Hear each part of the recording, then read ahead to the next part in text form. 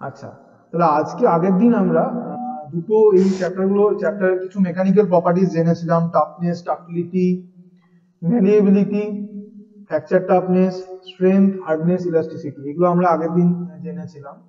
ওকে, তো আজকে আমরা কিছু নতুন জিনিস আমরা এখানে জানবো, নতুন কিছু প্রপার্টিজ বা তার ফার্দার এক্সটেনশন গুলো আমরা আজকে জানবো। তো ফার্স্টে যে প্রপার্টি গুলো আসছে, প্লাস্টিসিটি। প্লাস্টিসিটি কাকে বলা হয়? প্লাস্টিসিটি হচ্ছে আমরা আগের দিন যে ইলাস্টিসিটি আলোচনা করেছিলাম তার ঠিক নেক্সট প্রপার্টি, ঠিক আছে? তো আমরা এখানে আগের দিন দেখিয়েছিলাম, সাপোজ আগের দিনের যে শীটটা আমরা ইউজ করেছিলাম সেই শীটেই দেখাচ্ছি। আমরা আগের দিন দেখিয়েছিলাম যে যে প্রপার্টিটা আমরা ব্যবহার করেছিলাম সেটা আগের অবস্থায় ফিরে আসছিল, বাট আজকে আমরা কি করব, আজকে আমরা এমন একটা প্রপার্টি নিয়ে কাজ করছি যেখানে এই মেটেরিয়ালটাকে আমরা আগের অবস্থায়, মানে ওটা ছবিটা দিয়ে দেখাই আমি, বেস্ট হয়। এই যে আগের অবস্থায় ফিরিয়ে আনছিল, আচ্ছা, এরপর এটা হচ্ছে এমন একটা প্রপার্টি, এই জিনিসটাকে আমি টেনসাইল ফোর্স দিলাম বোথ সাইড থেকে, তার ফলে এটা এক্সটেনশন হলো।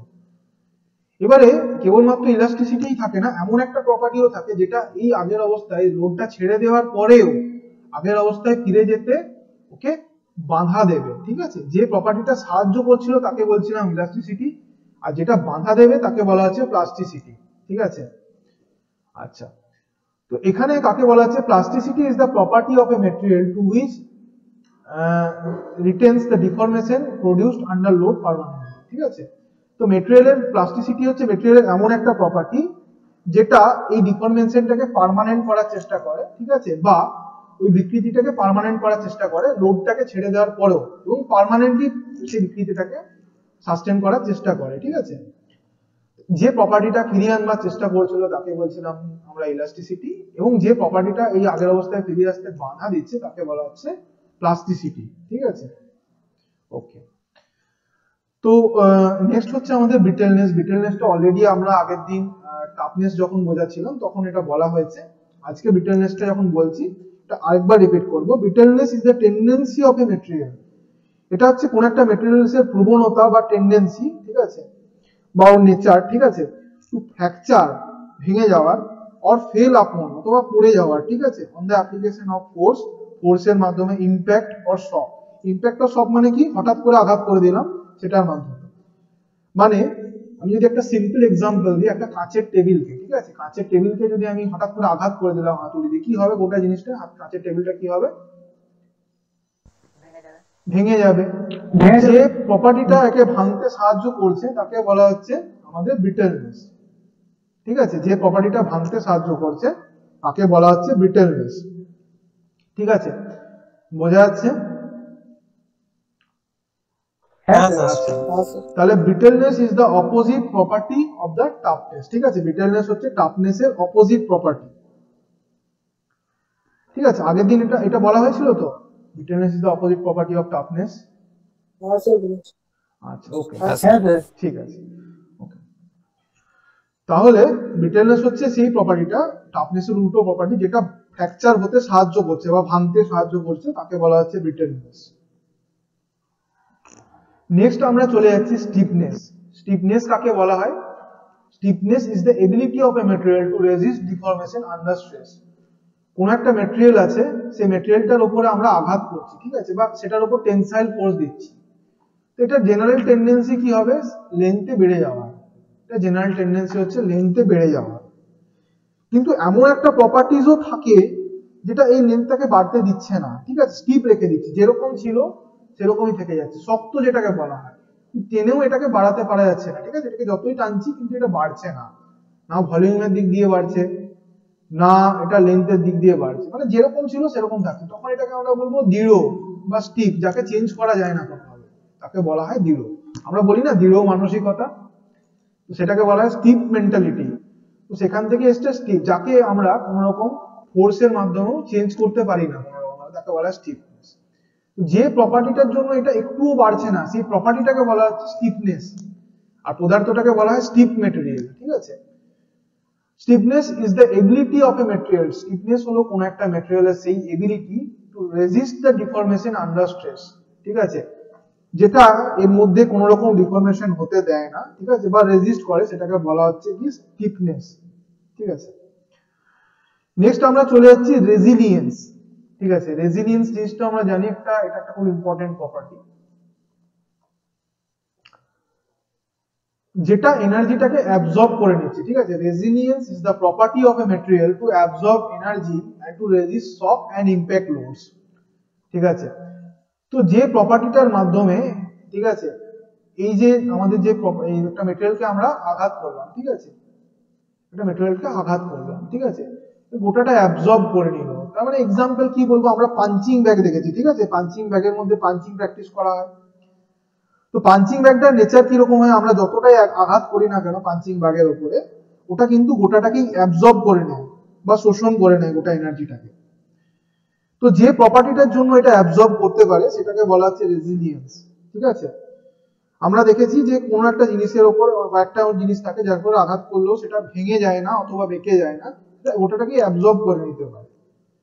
তো যে প্রপার্টিটা অ্যাবজর্ব করতে সাহায্য করছে তাকে বলা হচ্ছে রেজিলিয়েন্স। তাহলে একবার দেখে নিই by definition. Resilience is the property of a material to absorb energy and to resist shock and impact loads. তাহলে রেজিলিয়েন্স হচ্ছে কোন একটা মেটেরিয়ালের সেই প্রপার্টিটা যেটার মাধ্যমে এই মেটেরিয়ালটা এনার্জিকে অ্যাবজর্ব করতে পারে এবং শক এবং লোড গুলোকে রেজিস্ট করতে পারে বা বাধা দিতে পারে, তাকে বলা হচ্ছে রেজিলিয়েন্স। আমাদের নেক্সট প্রপার্টি হচ্ছে fatigue. When a material is subjected to repeated stress, it fails at stresses below the yield point stresses. This failure is known as fatigue. এটা একটু হালকা করে বলবার দরকার আছে ফ্যাটিগ কাকে বলা হয়। সাপোজ আমরা দৌড়াচ্ছি, ঠিক আছে, আমি ধরলাম কোন একজন অ্যাথলিট সে খুব ভালো দৌড়াতে পারে নর্মাল অবস্থাতে, সকালবেলা সে যখন দৌড়াতে যায় ফ্রেশ মেন্টালিটি নিয়ে বা ফ্রেশ বডি নিয়ে বা আফটার রেস্ট, সে 5 কিলোমিটার পর্যন্ত দৌড়াতে পারে। এবার ওই ভদ্রলোককে যদি বলা হয় যে সারাদিন কাজ করার পর বা সারাদিন প্রচন্ড পরিশ্রম করানো হলো তাকে এবং দিনের শেষে বলা হলো দৌড়াতে, সে কি আর 5 কিলোমিটার দৌড়াতে পারবে নর্মাল অবস্থাতে বা স্বচ্ছন্দে দৌড়াতে পারবে যতটা স্বচ্ছন্দে সকালবেলা দৌড়িয়েছিল? না স্যার, পারবে না, তার থেকে কম দৌড়াতে পারবে, তাই তো? তো যে যে এই যে এটাকে বলা হচ্ছে ক্লান্তি, তাই না? ক্লান্তি লিখে দিচ্ছি এখানে, এটাকে বলা হয় ক্লান্তি। ক্লান্তির জন্য কি হচ্ছে, আগে ওর যে ক্ষমতা ছিল তার থেকে অনেক কম ক্ষমতাতে ও থেমে যাচ্ছে বা আর পাচ্ছে না, তো এটাকে বলা হয় ক্লান্তি। ক্লান্তির ইংরেজি কি হচ্ছে? ক্লান্তির ইংরেজি হচ্ছে ফ্যাটিগ। ঠিক আছে, ফ্যাটিগ। তাহলে ফ্যাটিগ মানে বোঝা যাচ্ছে কি জিনিস, ক্লান্তিজনিত ফেলিওর। মানে নর্মাল অবস্থায় এটা যে স্ট্রেসের মধ্যে ভেঙে যেত তার থেকে আগে ভেঙে যাচ্ছে, তাকে বলা হচ্ছে ফ্যাটিগ। একটা এক্সাম্পল দিই তাহলে বোঝা যাবে। আমরা দেখেছি ফ্যানটা যে হুকটা দিয়ে আমাদের অ্যাটাচ করা থাকে আমাদের সিলিং এর সাথে, ঠিক আছে, তো ওটা দেখেছি ফ্যানটা যখন আমরা অন করি তখন কি হয়, ওটা একবার করে আওয়াজ করে, তাই তো, বা ওটা একবার করে ওই আমাদের যে হোল্ডারটা থাকে হোল্ডারের মধ্যে একবার স্ট্রাইক করে, তাই তো, একবার করে আঘাত করে। আমরা যে হুকটা বাজার থেকে কিনেছিলাম ফ্যানটাকে টাঙাবার জন্য, সেটা আমরা বাজার থেকে সাপোজ কিনেছিলাম 10 নিউটন, মানে আমরা লেখাটা পড়েছিলাম যে 10 নিউটন পর্যন্ত এটা ভাঙবে না, বোঝা গেছে? কিন্তু আমি এই ফ্যানটাকে 10 বছর ব্যবহার করলাম উইদাউট এনি বাফার। বাফার কেন দেওয়া থাকে? একটা রবারের জিনিস যাতে ওটা অ্যাবজর্ব করতে পারে। রবারটা কি ধরনের মেটেরিয়াল যার জন্য অ্যাবজর্ব করতে পারে? রবারের কোনটা বেশি থাকে? এই যে রবারের বাফারটা বললাম, দেখ এখানে এখনই অ্যাপ্লিকেশন চলে এলো। এই যে রবারের বাফারটা বললাম, এটা কি ধরনের মেটেরিয়াল যার জন্য এটা অ্যাবজর্ব করতে পারে এনার্জি? Sir resilient. রেজিলিয়েন্স। তাহলে যত রকম শক অ্যাবজর্বার হয় সেগুলো সমস্ত রেজিলিয়েন্স আমাদের হোল্ড করে, ঠিক আছে? তাহলে আমরা একটা বাফার দিয়ে রাখি। বাফারটা যদি না দিয়ে রাখি তাহলে আমরা 5 বছর পর দেখলাম কি ফ্যানটা একদিন হঠাৎ করে ভেঙে পড়ে গেল বা হুকটা ভেঙে গেল। আমি দেখলাম যে 10 নিউটনের মধ্যে এটা ভেঙে গেল, যদিও আমার ম্যাক্সিমাম গিয়েছিল 8 নিউটন। তাহলে 8 নিউটনে ভাঙলো কেন? 10 নিউটন পর্যন্ত বলেছিল টাঙানো যায়, তো আমার বরাবরই কিন্তু 10 নিউটন করেই পড়ে, তো ওই জন্য আমি নিশ্চিন্তে ফ্যানের সুইচটা ঢেবেছিলাম। কিন্তু এটা একদিন দেখলাম হঠাৎ করে এটা 8 নিউটনেই ভেঙে গেল। সেই 8 নিউটনেই ভেঙে গেল কেন? এই ধরনের ফেলিওরটা কেন হচ্ছে? এটা হচ্ছে ক্লান্তিজনিত ফেলিওর বা ফ্যাটিগ ফেলিওর যেটাকে বলা হয়। তাহলে when a material is subjected to repeated stress, একটা মেটেরিয়ালকে যদি দীর্ঘদিন ধরে একই স্ট্রেসের মধ্যে রাখা হয়, ঠিক আছে, এবং সেটাকে লোডিং আনলোডিং করতে থাকে, ঠিক আছে, ইট ফেলস অ্যাট স্ট্রেসেস, এটা সেই স্ট্রেসের মধ্যে ভেঙে পড়ে যেটা ইল্ড পয়েন্ট স্ট্রেসের থেকেও কম হয়, below the yield point stress. Yield point stress মানে যে স্ট্রেস থেকে ওটা প্লাস্টিক হতে শুরু করে। মানে তোদের একটা জিনিস বলা হলো, এইমাত্র বলা হলো যে একটা লিমিট পর্যন্ত এটা ইলাস্টিক থাকে, কিন্তু তারপরে ওটার মধ্যে ডিফর্মেশনটা পার্মানেন্ট হতে শুরু করে।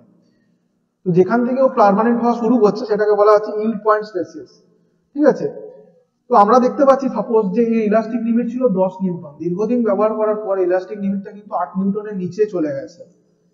এটা কেন হয়েছে? এটা ক্লান্তির জন্য হয়েছে। তো এটাও তো বোঝা গেল একমাত্র কেবলমাত্র এরকম নয় কি মানুষই ক্লান্ত হয়ে পড়ে, একটা মেশিনকেও যদি সারাদিন ধরে চালানো হয় তাহলে সেটাও কিন্তু হ্যাং হয়ে যায়, তাই না? আচ্ছা আচ্ছা, এটা কেউ মিস ইন্টারপ্রেট করিস না, আমি অতটা কাউকে খাটাই না। আচ্ছা, নেক্সট যে ব্যাপারটা হচ্ছে, যদি এই একই জিনিস কিন্তু মানুষের জন্য প্রযোজ্য হয়, ঠিক আছে, মানুষ ক্লান্ত হয়ে পড়ে, মেশিন হ্যাং করে যায়, একইভাবে কিন্তু মেটেরিয়াল গুলোর মধ্যেও ফ্যাটিক জনিত ফেলিওর চলে আসে। ওরা যে লোড পর্যন্ত ভাঙতো তার আগেই ভেঙে যাচ্ছে, মানে ইল্ড পয়েন্টের আগেই ও ভেঙে পড়ছে বা বিকৃত হয়ে যাচ্ছে, পার্মানেন্ট ডিফর্মেশন ওর মধ্যে চলে আসছে বা ওটা প্লাস্টিক হয়ে যাচ্ছে। This failure is known as fatigue, এই ধরনের ভেঙে যাওয়া ফেলিওরকে বলা হচ্ছে ফ্যাটিক ফেলিওর বা ক্লান্তিজনিত ফেলিওর। বোঝা গেল কি গেল না? সব হয়ে যাচ্ছে। আচ্ছা, নেক্সট হচ্ছে আমাদের ক্রিপ। আর বেশি নেই মনে হচ্ছে, এই তিনটে রয়েছে, ক্রিপ, টেনাসিটি, এন্ডিউরেন্স লিমিট আর মেসিনেবিলিটি। ওকে, তো যে জায়গাটা হচ্ছে ক্রিপ, ঠিক আছে, creep can be defined as permanent deformation of A component under a static load applied for a long period of time at constant temperature। ওই যে হার্বেরিয়াম শিটটাকে বলা হলো, এটার এক্সাম্পল একটা দিয়ে দিই তাহলে খুব সোজাই বোঝা যাবে জিনিসটাকে। আমাদের বইয়ের পাতাটা মুড়ে গেছে, কোন একটা বই আমি ব্যাগে আনতে গেছি, বইয়ের পাতাটা মুড়ে গেছে। তো ওই বইটাকে সোজা করার জন্য আমি কি করি, কোন একটা ভারী জিনিসের মধ্যে, মানে আরো 4-5টা বইয়ের নিচে ওটাকে দাবা দিয়ে রাখি। মানে প্রথমে পেজটাকে সোজা করে দিলাম, যে পেজটা মুড়ে গেছিল, মানে এরকম পেজটা মুড়ে গেছিল, ঠিক আছে, এরকম ভাবে মুড়ে গেছিল পেজটা, ঠিক আছে, এটাকে কি করি, এটাকে আমরা প্রথমে সোজা করে দিই, ঠিক আছে, এরকম মোড়া দাগটা থেকে যায়, ঠিক আছে। তো নর্মাল অবস্থায় যখন সোজা করলাম, এটা কি এরকম থাকে না আবার মুড়ে যায় নিজে নিজেই? সোজা করতে পারি কি সঙ্গে সঙ্গে কি সোজা হয়ে যায়, আবার আবার ফিরে আসে? না স্যার, না স্যার, আবার মরে যাচ্ছে। তো তখন ইলাস্টিক থাকে ওটা, তাই না, মানে আবার আগের অবস্থায় ফিরে আসছে। আচ্ছা, তো এবারে কি হয়, এটাকে যদি আমি দীর্ঘদিন ধরে ভারী জিনিসের মধ্যে চাপা দিয়ে রাখি এবং ধর আমি 5-6 দিন পর বার করলাম জিনিসটা, তখন দেখবো এটা আর কিন্তু আগের অবস্থায় ফিরে আসছে না, এরকমই রয়ে গেছে। এই যে দীর্ঘক্ষণ ধরে একই একটা স্ট্রং একটা প্রেসারের মধ্যে দীর্ঘক্ষণ ধরে রেখে দেওয়ার ফলে ওর মধ্যে যে বিকৃতিটা আমি করিয়েছিলাম, এই যে সোজা করে দিয়েছিলাম, এটা পার্মানেন্ট হয়ে যায়। তো যে প্রপার্টিটা এই দীর্ঘদিন ধরে রাখার ফলে এটাকে পার্মানেন্ট করে দিচ্ছে, এই বিকৃতিটাকে পার্মানেন্ট করে দিচ্ছে, সেটাকে বলা হচ্ছে ক্রিপ। যেটা শর্ট সময়েই পার্মানেন্ট করে দিচ্ছে সেটাকে বলা হচ্ছে প্লাস্টিসিটি, আর যেটা অনেক সময় ধরে, মানে একই লোডের মধ্যে অনেক সময় ধরে থাকার ফলে পার্মানেন্ট করছে, সেটাকে বলা হচ্ছে ক্রিপ। এটার এক্সাম্পল আমরা সবাই বুঝতে পেরেছি ক্রিপ কাকে বলা হয়। তাহলে আমাদের যে বইয়ের পাতাগুলো থাকে, বইয়ের পাতাগুলো সোজা হওয়ার কারণ কি, দীর্ঘদিন ধরে আমরা যে পালঙ্কের তলায় বা আরো 5টা-6টা বইয়ের নিচে রেখে দিই বা ভারী জিনিসের তলায় রেখে দিই, 5 দিন 6 দিন পর ওগুলো পার্মানেন্টলি সোজা হয়ে যায় বা ওগুলো আগের অবস্থায় ফিরে আসে। এটা কোন প্রপার্টিজ এর জন্য হয়, কোন প্রপার্টির জন্য হয় এটা? স্যার গ্রিপের জন্য। Creep, CREEP। তাহলে এটা আমি পড়ে নিচ্ছি একবার। Creep can be defined as, Kripke এইভাবে ডিফাইন করা যায় as permanent deformation. Permanent deformation মানে একদম পুরোপুরি ভাবে বিকৃতি, ঠিক আছে, মানে অফ এ কম্পোনেন্ট, একটা কম্পোনেন্টের আন্ডার এ স্ট্যাটিক লোড, একটা নির্দিষ্ট লোডের মধ্যে, যেটা applied for a long period of time, যেটা দীর্ঘক্ষণ ধরে অ্যাপ্লাই করা হয়েছে বস্তুটার উপর এট এ কনস্ট্যান্ট টেম্পারেচার, ঠিক আছে, কনস্ট্যান্ট টেম্পারেচার, এটাকে বলা হয় ক্রিপ। আচ্ছা, ক্রিপ বোঝা গেছে? হ্যাঁ স্যার। নেক্সট হচ্ছে কি আমাদের টেনাসিটি। টেনাসিটি কাকে বলা হয়? Tenacity is the property that enables a material to have tensile strength so that it can bear the effect of tensile forces। তো কোন একটা মেটেরিয়ালকে আমরা মানে আমরা টেনসাইল ফোর্স দিচ্ছি, মানে এই যে টানছিলাম, টেনসাইল ফোর্স দিচ্ছিলাম, তো এটা কি হতে পারে, এটা ভেঙে যেতে পারে, তাই না? তো যে প্রপার্টিটা এই ভাঙতে বাধা দেবে, ঠিক আছে, বা ভাঙতে দেবে না, তাকে বলা হচ্ছে টেনাসিটি। তাহলে এখন প্রশ্ন হচ্ছে যে তাহলে একটু আগে তো আপনি বললেন স্ট্রেংথটা টিকিয়ে রাখতে সাহায্য করবে, হ্যাঁ এটাও টাইপ অফ স্ট্রেংথ, কোনো অসুবিধা নেই, এটা একটা টেনসাইল স্ট্রেংথকে বলতে পারি টেনাসিটি, বলাই যেতে পারে, কোনো অসুবিধা নেই। তো কোন একটা মেটেরিয়ালের উপর আমি টেনসাইল ফোর্স দিচ্ছি, তো যে প্রপার্টিটা এই টেনসাইল স্ট্রেসটাকে দেওয়া সত্ত্বেও এটাকে টিকিয়ে রাখছে তাকে বলা হচ্ছে টেনাসিটি। বোঝা গেছে? হ্যাঁ স্যার। নেক্সট হচ্ছে এন্ডিউরেন্স লিমিট, এটা খুব ইম্পর্টেন্ট প্রপার্টি, এন্ডিউরেন্স লিমিট, ঠিক আছে? আচ্ছা, তো ব্যাপারটা হচ্ছে একটু আগে আমি একটা জিনিস ডিসকাশন করছিলাম, এটা খুব ইম্পর্টেন্ট প্রপার্টি, ঠিক আছে? পরে আমরা জানবো হিট ট্রিটমেন্টে যখন হবে। তো এটা কিভাবে করা হয়, এটা অত পরীক্ষায় না এলেও এটা আমাদের জানবার জন্য ইম্পর্টেন্ট। তো কিরকম জিনিসটা হয়, এই যে মেটেরিয়ালটাকে আমি বললাম, সাপোজ এটাকে আমি বারবার এটাকে লোডিং আনলোডিং করছিলাম, ঠিক আছে? এটাকে বারবার লোডিং আনলোডিং করছিলাম, ঠিক আছে? তো এটাই কি করলাম, প্রথমে এরকম টানলাম, তারপর আবার ছেড়ে দিলাম, এটা আবার আগের অবস্থায় ফিরে চলে এলো, ঠিক আছে? আবার টানলাম, আবার এই অবস্থায় এলো, আবার ছেড়ে দেওয়ার পর এই অবস্থায় গেল, আবার আগের অবস্থায় আনছি, আগের অবস্থায় আবার ফিরে যাচ্ছি, আবার আগের অবস্থায় থেকে নিয়ে এরকম টেনে বড় করছি, আবার আগের অবস্থায় ফিরে যাচ্ছি। তো এটার ফলে এর মধ্যে কি ফেলিওর হতে পারে, একটু আগে বললাম, এটা ক্লান্তিজনিত ফেলিওর বললাম, এটা কি বলা হয়, এটাকে বলা হয় কি, ফ্যাটিগ। ফ্যাটিগ ফেলিওর, তাই তো? এটাকে বলা হয় ফ্যাটিগ ফেলিওর, এর মধ্যে ফ্যাটিগ ফেলিওর হবে। এবার প্রশ্ন হচ্ছে, সাপোজ আমি দেখলাম এর মধ্যে 10 নিউটন এর লিমিট দেওয়া হয়েছিল, যে 10 নিউটনের উপর পর্যন্ত এটা ইলাস্টিক লিমিটে থাকবে, 10 নিউটন পর্যন্ত ইলাস্টিক লিমিটে থাকবে। কিন্তু আমি দেখছিলাম 8 নিউটনে একটা বল প্রয়োগ করার পরে এটা দীর্ঘক্ষণ, 8 নিউটন একটা সামান্য বল, এটা কিন্তু 10 নিউটনের থেকে কম, অর্থাৎ আমি যেটা আমাকে বলেছে যে লোডটা দিতে, তার থেকেও কম লোড দেওয়ার পরেও ফ্যাটিগ ফেলিওর আসছে, ঠিক আছে? তাহলে এবার প্রশ্নটা হচ্ছে, তাহলে কি আমি যত কমই ফোর্স দিই, আমি যদি 1 নিউটনও দিই, তাহলেও কি এর মধ্যে ফ্যাটিগ ফেলিওর হবে না হবে না? না স্যার, হবে না। হবে না, একটা লিমিট পর্যন্ত ফ্যাটিগ ফেলিওর হবে না, ঠিক আছে? হবে না বলাটা ভুল, হবে, কিন্তু আমরা এটাকে একটা অন্যভাবে ইনফাইনাইট করে দিই, ঠিক আছে? পরে বলছি। তো যে মিনিমাম ম্যাক্সিমাম পর্যন্ত, ধর আমি ধরলাম কি 2 নিউটন পর্যন্ত ফ্যাটিগ ফেলিওর হবে না, 5 নিউটন পর্যন্ত ফ্যাটিগ ফেলিওর হবে না, কিন্তু 6 নিউটন যখনই আমি দিয়ে দিলাম তখন থেকে ফ্যাটিগ ফেলিওর হওয়ার টেন্ডেন্সি স্টার্ট হলো। তো এই 5 নিউটনটাকে বলা হচ্ছে ওর এন্ডিউরেন্স লিমিট, মানে যতদূর পর্যন্ত ফোর্স দিলে ওটা পুরোপুরি ভাবে সেফ থাকবে, মানে ফ্যাটিগ ফেলিওরের কোনো টেন্ডেন্সি থাকবে না, তাকে বলা হচ্ছে আমাদের এন্ডিউরেন্স লিমিট। তো অ্যাকচুয়ালি পৃথিবীতে কোনো জিনিসকেই পারফেক্ট বলা যায় না, কখনোই মেটেরিয়াল ভাঙবে না এই শব্দটা কেউ কখনো ব্যবহার করতে পারে না। তো এটাকে আমি কি বলছি, এটাকে ওইটা কখনোই ভাঙবে না না বলে আমি একটা বলছি, the maximum stress at which even a billion reversible of stresses, মানে গল্পটা কি বলতে চেয়েছে, এই যে একবার একবার বলতে কি বোঝাতে চাইছি, একটা প্রসেস আমি অন্য কালার দিয়ে দেখাচ্ছি, এটাকে একবার টেনে লম্বা করলাম, আবার ছেড়ে দেওয়ার পরে এটা আগের অবস্থায় ফিরিয়ে গেল, এটা হলো একটা সাইকেল, মানে একবার টোটাল বাড়ালাম আবার আগের অবস্থায় ফিরিয়ে গেলাম, এটা একটা সাইকেল। এটাকে যখন আমি দ্বিতীয়বার রিপিট করব তখন এটা কটা সাইকেল হলো, কটা সাইকেল হলো, এটা দুটো, এই দুটো মিলিয়ে একটা, মানে টোটাল বাড়াচ্ছি আবার এটা আগের অবস্থায় ফিরে আসছে, এটা মিলিয়ে একটা টোটাল সাইকেল। প্রথমে এটাকে বাড়াচ্ছি আবার এটা আগের অবস্থায় আবার ফিরে আসছে, এটা মিলিয়ে একটা সাইকেল। সাইকেল মানে চক্র, যখন ও আগের অবস্থায় ফিরে আসছে আবার টোটালি, এটা লম্বায় বড় হয়ে গেছিল, ঠিক আছে? এটা আবার আগের অবস্থায় ফিরে আসছে, এটা নিয়ে একটা সাইকেল। তাহলে এইখানে কটা সাইকেল হলো, দুটো হয়েছে। আবার যদি একবারকে আমরা বাড়ালাম আবার আগের অবস্থায় ফিরে এলাম, এটা কটা সাইকেল হলো, এই ছবিতে কটা সাইকেল দেখতে পাচ্ছি লাল কালার, এইরকম ভাবে আমরা 100 কোটি বার, 100 কোটি সাইকেল করলেও, 100 ক্রোর্স বলেছে, ঠিক আছে? মানে 100 কোটি বার যদি আমরা করি তাতেও এটা ভাঙবে না যদি বলা যায়, তাহলে সেটাকে বলা হচ্ছে এন্ডিউরেন্স লিমিট। মানে যে স্ট্রেস পর্যন্ত 100 কোটি বার রিভার্সিবলের পরেও এটা ভাঙবে না বা এর মধ্যে ফ্যাটিগ ফেলিওর হবে না, তাকে বলা হচ্ছে endurance limit. The maximum stress at which even a billion reversible of stress cannot cause failure or fatigue failure of a material is called as endurance limit.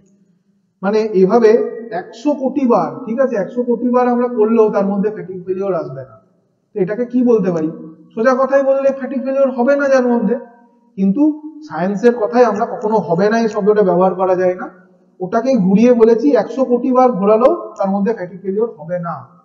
তো এটাকে বলা হচ্ছে যে স্টেজ পর্যন্ত এটা হবে না, ফ্যাটিক ফেলিওর হবে না, সেটাকে বলা হচ্ছে এন্ডিউরেন্স লিমিট। ঠিক আছে, বোঝা গেছে? হ্যাঁ স্যার। এটা খুব ইম্পর্টেন্ট প্রপার্টি। তো আমরা যে ব্রিজ টিজ ডিজাইন করি এগুলো কিভাবে হয়, এগুলোকে আমরা এন্ডিউরেন্স লিমিটে রাখি না ফ্যাটিক ফেলিওরটা দেখে ঠিক করি? ভ্যারিয়েবল স্টেজ হয় না, একটা ধর সাপোজ বিদ্যাসাগর সেতু, সবসময় কি একই লোডের গাড়ি চলছে? যখন ব্রিজের উপর গাড়ি যাচ্ছে না, কখনো ট্রাক যাচ্ছে, ট্রাকটা হয়তো 10 টনের একটা ট্রাক গেল, কখনো একটা সাইকেল গেল, ঠিক আছে, সাইকেলটার ওজন হয়তো সব মানুষকে নিয়ে হয়তো 100 কেজি, কখনো একটা বাইক গেল 150 কেজি। তো সবসময় কি লোডটা সেম থাকছে? আবার কখনো কিছু যাচ্ছেই না, তো সবসময় ভ্যারি করছে। তো এগুলোর মধ্যে ফ্যাটিক ফেলিওরের চান্সেসটা সব থেকে বেশি থাকে। ঠিক আছে, কারণ এগুলোর মধ্যে সবসময় ভ্যারিয়েবল লোড করছে। ঠিক আছে, তো এন্ডিউরেন্স লিমিটের মধ্যে রাখলে এটা টেন্ডেন্সি থাকবে না। ওই জন্য আমরা অনেক ক্ষেত্রে দেখেছি ব্রিজের মধ্যে এখানে দেওয়া থাকে, ওটা ফ্যাক্টর অফ সেফটি বলে একটা জিনিস আছে, ওটা জানার দরকার নেই। লেখা থাকে না যে এত টনের বেশি গাড়ি এখানে অ্যালাউ নেই এই ব্রিজটার উপরে, এই কারণেই দেওয়া থাকে। আচ্ছা, দেওয়া নেই মানে কি চলতে পারবে না? চলতে পারবে, কিন্তু ব্রিজটার মধ্যে ফ্যাটিক ফেলিওরের টেন্ডেন্সি হয়ে যাবে। আচ্ছা, নেক্সট হচ্ছে আমাদের machinability. Machinability is the property of a material which refers to the relative with the material can cut. তো কোন একটা মেশিনকে যত সহজে আমরা কাটতে পারবো তাকে বলা হচ্ছে মেশিনেবিলিটি। মেশিনিং শব্দটার অর্থ কি? মেশিনিং মানে কোনো মেশিন নিয়ে কাজ না। মেশিনিং কথাটার অর্থ হচ্ছে মেটেরিয়াল রিমুভিং প্রসেস। এই যে কোন একটা জিনিসকে আমরা ঘষে ঘষে মেটেরিয়াল তুলছি বা কোন একটা জিনিসকে কাটছি, কাটার মাধ্যমে আমরা কি করছি? মেটেরিয়াল রিমুভ করছি। তো এই মেটেরিয়ালটা থেকে এই মেটেরিয়ালটাকে রিমুভ করছি। তাহলে এই প্রসেসটাকে বা কাটার প্রসেসটাকে সিম্পল বলা হয় machining. Machining process, MESCHINING, machining. ঠিক আছে, এটাকে বলা হয়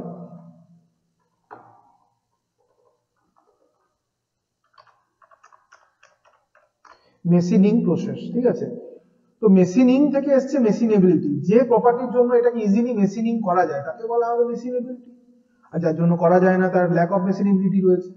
যে প্রপার্টিটা ওর জন্য, যে প্রপার্টিটা ওকে মেশিনিং হতে সাহায্য করে তাকে বলা হয় মেশিনেবিলিটি। তাহলে একটা মাইল্ড স্টিলকে আমরা খুব সহজেই কাটতে পারি। ঠিক আছে, এটা অনেকটা মানে একটা মাইল্ড স্টিলকে নিয়ে যদি কাজ করি সেটাকে খুব ইজিলি কাটা যায়, কিন্তু একটা কাস্ট আয়রন নিয়ে যদি কাজ করি আমি 1000 বার ঘষলেও ওটা কিন্তু সহজে ক্ষয়বে না। তাহলে কার মেশিনেবিলিটি বেশি? Sir cast iron.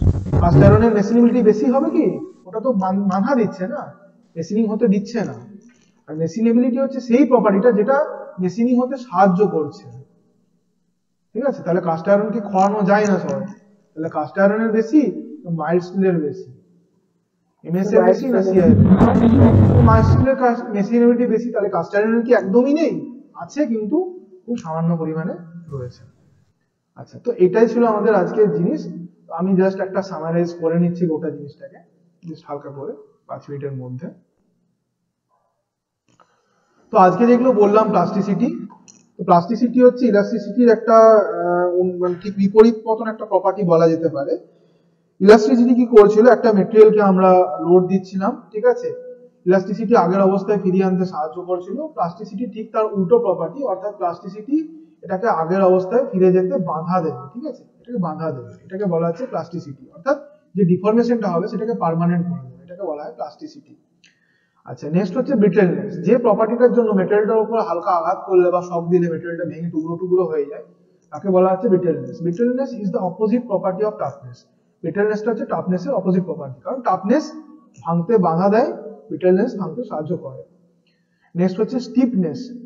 Stiffness is the ability of a material to resist deformation under stress. কোন একটা মেটেরিয়ালের উপর টান দিচ্ছি বা আমরা প্রেসার দিচ্ছি, যেটা এই প্রেসারটা সত্ত্বেও এটাকে কোন রকম ভাবে বিকৃত হতে বা বাড়তে বা কমতে, যে কোনো ভাবেই বলি, বিকৃত হতে বাধা দিচ্ছে, তাকে বলা হচ্ছে স্টিফনেস। নেক্সট হচ্ছে রেজিলিয়েন্স। রেজিলিয়েন্স মানে কোন একটা মেটেরিয়ালের উপর আমি আঘাত করছি, তো ওর মধ্যে থাকা যে প্রপার্টিটা ওই এনার্জিটাকে অ্যাবজর্ব করে নিচ্ছে, যেমন স্প্রিং এর মধ্যে আমরা কোনো কিছু স্প্রিংটাকে আঘাত করলে ওটা অ্যাবজর্ব করে নেয়, তো যে প্রপার্টিটার জন্য ওটা অ্যাবজর্ব করতে পারে তাকে বলা হচ্ছে রেজিলিয়েন্স। নেক্সট হচ্ছে fatigue. When a material is subjected to a repeated stress is faced as stresses below the yield point stresses. কোন একটা মেটেরিয়ালকে দীর্ঘক্ষণ ধরে স্ট্রেস দিলে ওইটা যত স্ট্রেসের মধ্যে ওটা পার্মানেন্ট ডিফর্ম হতো, যেটাকে আমরা yield point stress বলছি, তার আগে ওটা পার্মানেন্ট ডিফর্মেশন হতে শুরু করবে বা তার আগেই ভেঙে পড়বে। তো যে প্রপার্টিটার জন্য ওই সময়ের আগেই ভাঙতে শুরু করে ক্লান্তিজনিত কারণে তাকে বলা হচ্ছে ফ্যাটিগ। আচ্ছা, নেক্সট হচ্ছে ক্রিপ, কোন একটা জিনিসকে, কোন একটা ম্যাটেরিয়ালকে দীর্ঘক্ষণ ধরে একটা নির্দিষ্ট প্রেসারের মধ্যে বা ফোর্সের মধ্যে দীর্ঘ সময় ধরে একই টেম্পারেচারে রেখে দিলাম, তার ফলে যে বিকৃতিটা হয়েছিল সেটা পার্মানেন্ট হয়ে যাবে। তো যে প্রপার্টিটার জন্য এই পার্মানেন্ট জিনিসটা হয়ে যায় তাকে বলা হচ্ছে আমাদের ক্রিপ, বা ডিফর্মেশনটা পার্মানেন্ট যে করে দীর্ঘ সময় ধরে করার ফলে তাকে বলা হয় ক্রিপ। নেক্সট হচ্ছে টেনাসিটি, এটা বেসিক্যালি বলা যেতে পারে একটা টেনসাইল স্ট্রেংথ। কোন একটা ম্যাটেরিয়াল টেনসাইল স্ট্রেসের মধ্যে দিয়ে টিকে থাকার যে ক্ষমতা তাকে বলা হচ্ছে টেনাসিটি। নেক্সট হচ্ছে এন্ডিউরেন্স লিমিট, যে লিমিট পর্যন্ত আমরা যদি স্ট্রেস আপ করি কোন একটা ম্যাটেরিয়ালকে, ওটা তারপরেও এন্ডিউরেন্স মানে তার মধ্যে ফ্যাটিগ ফেলিওর হবে না। যে লিমিট পর্যন্ত স্ট্রেস দিলে ওর মধ্যে ফ্যাটিগ ফেলিওরের কোনো টেন্ডেন্সি থাকবে না। সাপোজ 2 নিউটনের আগেরটা যেমন দেখালাম 5 নিউটন পর্যন্ত, এটা একটা এক্সাম্পল দিলাম জাস্ট। বিভিন্ন ম্যাটেরিয়ালের ক্ষেত্রে আলাদা আলাদা এন্ডিউরেন্স লিমিট হবে। তো যে লিমিটটা পর্যন্ত বা যে স্ট্রেসটা পর্যন্ত ম্যাক্সিমাম এটার মধ্যে ফ্যাটিগ ফেলিওর দেখা যাবে না ভার্চুয়ালি বা প্র্যাকটিক্যালি, তাকে বলা হচ্ছে এন্ডিউরেন্স লিমিট। আচ্ছা, নেক্সট হচ্ছে মেশিনেবিলিটি। মেশিনেবিলিটি হচ্ছে মেটেরিয়ালের এমন একটা প্রপার্টি যেটার সাহায্যে আমরা মেটেরিয়ালটাকে সহজেই মেশিনিং করতে পারি বা সহজেই ওটার মধ্যে থেকে মেটেরিয়াল রিমুভিং করতে পারি। তাহলে বুঝতে পারছি এই যে প্রপার্টিজ গুলো ছিল এগুলো সমস্ত আমাদের মেকানিক্যাল প্রপার্টি, এগুলো অ্যাপ্লিকেবল হয় যখন কেবলমাত্র এগুলো subjected to any kind of force, ঠিক আছে, বা শকের মধ্যে আসে, তখন এই প্রপার্টিজ গুলো হয়। প্রত্যেকটা একটা ম্যাটেরিয়ালের মধ্যে এটা মনে রাখা দরকার অতি অবশ্যই, প্রত্যেকটা ম্যাটেরিয়ালের মধ্যে সব প্রপার্টি গুলোই আছে, কোনোটা বেশি আছে কোনোটা কম আছে। যে প্রপার্টিটা বেশি আছে বা বেশি ডমিনেট করছে সেই প্রপার্টি গুলোই কিন্তু প্রকাশ পায়। যেমন কাচের মধ্যে ব্রিটেলনেস বেশি থাকার জন্য কাচকে আমরা ব্রিটেল ম্যাটেরিয়াল বলি, ঠিক আছে, ওটার মধ্যে টাফনেস বেশি থাকলে আমরা টাফ বলতে পারতাম, ঠিক আছে। এরকম প্রত্যেকটা এই যে 17টা প্রপার্টিজ এর কথা বলা হলো, প্রত্যেকটা 17টা প্রপার্টিজ কিন্তু প্রত্যেকটা ম্যাটেরিয়ালের মধ্যে বিলং করে, কিন্তু ডিপেন্ড করছে অ্যামাউন্ট গুলো প্রত্যেকের ক্ষেত্রে কম সমান নয়, কোনো ক্ষেত্রে কোনোটা বেশি থাকতে পারে কোনোটা কমও থাকতে পারে, ঠিক আছে, এটা ডিপেন্ড করছে ম্যাটেরিয়ালের উপরে। তো আজকে যে টপিকটা বোঝানো হলো সেটার মধ্যে থেকে কি কারো কোনো সমস্যা বা কনফিউশন রয়েছে? না স্যার। আচ্ছা আচ্ছা, কোনো সমস্যা নেই তাই তো? আচ্ছা ঠিক আছে। হ্যাঁ কোনটা বুঝতে পারছি না, শোনা যাচ্ছে না, কোন জায়গাটা?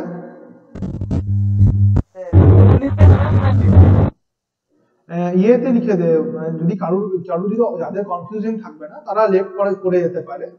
যদি কারোর অসুবিধা থাকে বা টাইমের প্রবলেম হয় বা নেটের প্যাকের সমস্যা থাকে, কারণ আবার একটা ক্লাস রয়েছে, তারা লেফট করে যেতে পারে। যদি কারোর কোনো প্রশ্ন থাকে তারা থাকতে পারে, কোনো অসুবিধা নেই, কারণ নেটে একটা ক্লাস আছে। আমাকে ওভার চ্যাট জানাতে পারিস যে কি কোনটা প্রবলেম হচ্ছে। রেজিলিয়েন্স, ওকে, আচ্ছা আচ্ছা, রেজিলিয়েন্স, ওকে, ঠিক আছে। রেজিলিয়েন্স হচ্ছে কোন একটা ম্যাটেরিয়ালের উপর আমি আঘাত করলাম, ঠিক আছে, যেমন আমি পাঞ্চিং ব্যাগ বললাম, বা একটা স্প্রিং এর উপর আঘাত করলাম, বা একটা পাঞ্চিং ব্যাগের উপর আঘাত করলাম, বা তুলোর একটা মন্ডলের উপর আঘাত করলাম, সেটা কি হবে, গোটাটাকেই অ্যাবজর্ব করে নিল বা গোটাটাকেই শোষণ করে নিল। তো যে প্রপার্টিটা এটাকে শোষণ করতে সাহায্য করে তাকে বলা হচ্ছে রেজিলিয়েন্স। বোঝা গেছে? পাঞ্চিং ব্যাগের উপর আমরা পাঞ্চিং করছি, এটা কি হচ্ছে, এটা কোনো রকম ভেঙেও যাচ্ছে না, ফেটেও যাচ্ছে না, কিছুই হচ্ছে না। কি করছে, গোটাটাকেই অ্যাবজর্ব করে নিচ্ছে বা সাকসেসফুলি এটাকে অ্যাবজর্ব করছে বা শোষণ করে নিচ্ছে পুরোটাকে। তো যে প্রপার্টিটা এই শোষণ করতে সাহায্য করছে তাকে বলা হচ্ছে রেজিলিয়েন্স। বোঝা গেছে? আর কোনো কনফিউশন কারোর পক্ষ থেকে?